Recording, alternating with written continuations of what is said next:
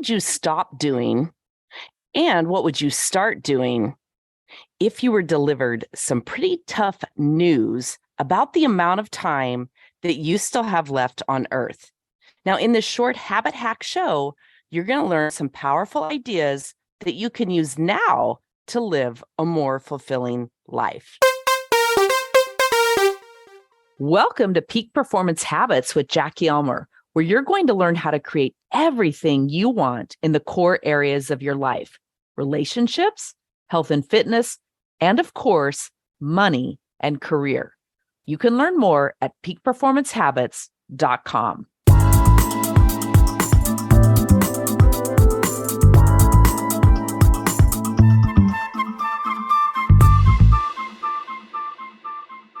Hey, Peak Performer, welcome back to today's show.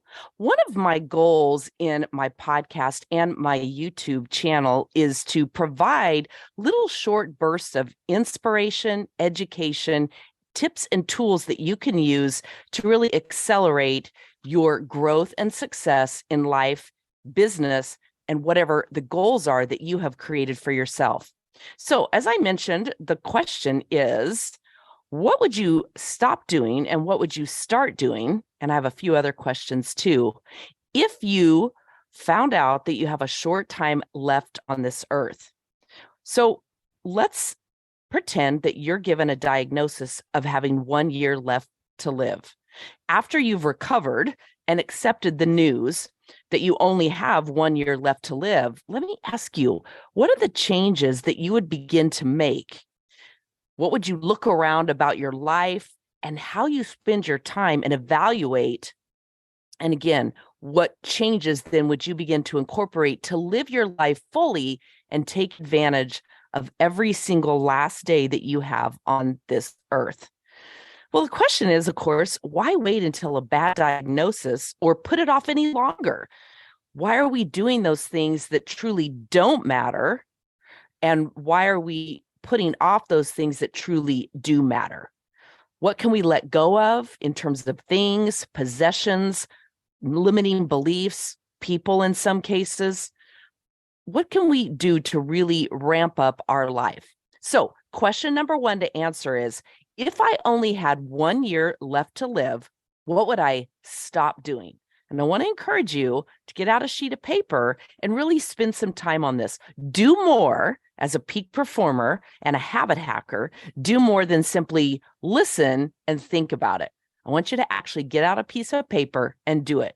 If I only had 1 year left to live, what would I stop doing? It's a sobering thought, I know. And especially when you think of how much time is wasted each day doing stuff we don't truly care about or that doesn't matter. So for me, I know one of the things that came up is I would hire out more. I would up my housekeeper to weekly for sure and include laundry. I might even bring in a prep chef for slicing and dicing, although this one was challenging for me because if you know me, you know that I love to cook. And I always tell people chopping is therapy for me because it keeps me from killing people. You may know what I mean. I get out there and dice and go through all my negative feelings and emotions and I get it all out.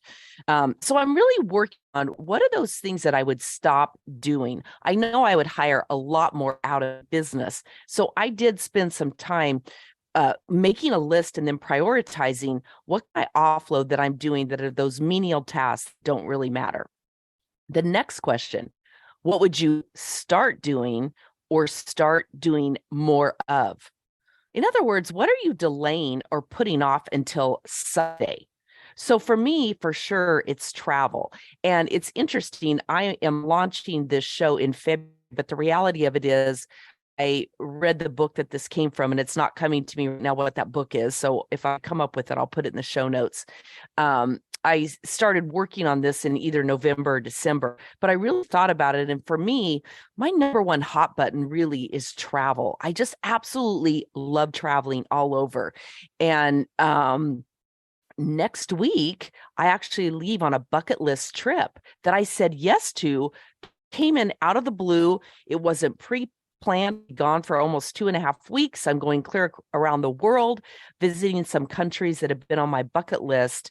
but I just didn't know if I would ever get to, but it kind of dropped into my lap. I wasn't expecting it. And I chose to say yes and figure it out later. That's one of my mantras: say yes more and figure it out later. Another thing I really want to do is I want to learn golf. I live in Scottsdale, Arizona, for goodness sakes. Um, are there more golf courses around? I'm sure that there are, but there are plenty. And I have plenty of friends and neighbors and people who will teach me. I just have to block the time, make the time, because I'll never find the time. I need to make the time and set it up as a priority. I've got to get it in my calendar. I want to go take some lessons and I need to get that done. And I probably should get it done before July when it gets scorching hot. And then another thing that came up for me is I would start speaking positive affirmations and words of encouragement to the people around me, telling people that they matter, commenting more on posts, letting people know that something they said or did or just being in my life positively impacted me. So what would those answers be for you? The next question, what would I no longer care about? Well, the first thing that came to mind for me was other people's opinions. Looking my best on video. This is a classic example, right? I'm a habit hacks coach. So I've got my baseball cap on. I've got my coaching look on. If you're listening to this on the podcast, you can go over to my YouTube channel. I'm easy to find there, just Jackie Ulmer, Ulmer, and you can actually see the video. But you're not missing anything really by not watching the video. Nothing new is there except that you can see me live. So looking my best on video is something I would definitely no longer care about. Going live and making story videos, I would spend more time on that and less time thinking, oh, wait, the lighting needs to be right, or I need to do this first, or I need a call to action, a giveaway or something like that. Going to events and spending time with people just because I feel obligated to, that's something I would no longer care about. And you may know what I mean. If you ever been to a party and you think, I don't really care that much for that person or those people or whatever. It's right in the middle of the day, or it's this, it's that, it's whatever. And you don't really want to go, but you say yes because you feel obligated. Here's something that I really want to encourage you to listen to and take the time to write down and remember. If someone is going to be unhappy about your decisions and the way you choose to live your life, don't let that person be you. In other words, don't let you be the one who's unhappy with your decisions or the way that you're living your life. And in other words, don't be a people pleaser. And then what would I care more about? That's the next question. What would I care more about? Well, for me, I would slow down a little. I'm a 3 on the Enneagram. I've talked about that before. We're performers, achievers. I'm a type A, I'm a red, whatever you want to call it. And I remain in action. When I see anything, I always think, how can I make this effective? How can I do this more efficiently? And so for me, I have a tendency to too often power walk. So I thought about it and I thought, I would slow down a little on my walks in nature. In silence, I would turn off the podcasts and the noise that runs through my ear. I would get out in nature and walk and really listen to the birds and watch the bunny rabbits running across the golf course and look up at the boulders more in the sky and the saguaro cactus and all the things that surround me. If I'm at the beach, I would really listen to the sounds of the waves and smell that ocean air and really allow my senses to experience the beauty of nature and the pause that we can take when we get out in nature. So that's one thing for me. I would also slow my yoga practice down, stretching and settling into my body more and feeling it. And I don't want to say pushing it, but expanding it to the lengths that it can go, holding those poses longer and learning what I can about myself. There's an expression out there that says, meet yourself, Matt. It's a yoga expression. And I remember when I first heard it for yoga, I thought, what? I don't even know what they're talking about. Come on, can we make this go a little faster? Can I sweat a little more? Because when I first started doing yoga, I really approached it from, all right, let's do it. Like my workout routine, right? So it wasn't until years later when I really did slow down and move deeply into some of those poses that I opened up an emotional level that I wasn't expecting. And I actually had a total meltdown and cried while I was home alone. Nobody could see me. I wasn't at the gym.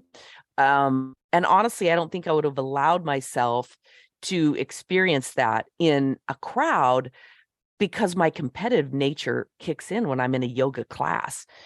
I'm just sharing honestly the way that I've approached those things. It's not something I'm proud of. It's something I've worked on. And that's why doing yoga for me at home has been so effective. But it really made me understand what it meant to meet yourself on the mat, to open up emotions and to allow yourself the time to get into your body, get into the sensations of your body and feel what's out there. So those are the questions that I want you to review and ask yourself. If you knew that you only had 1 year left to live, what would you stop doing? And then the next question, what would you start doing or start doing more of? And in other words, what are you delaying or putting off till later? The next question, what would I no longer care about? In that final year, what would I no longer care about? And then finally, what would I care more about?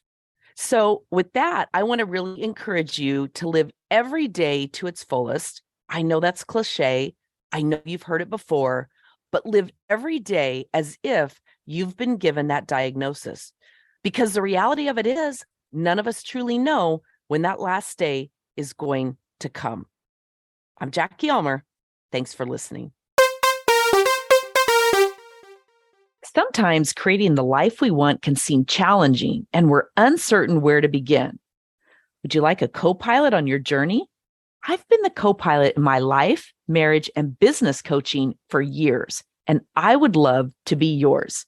Learn more at peakperformancehabits.com/tools and get ready to upgrade your life. Your first class boarding pass awaits.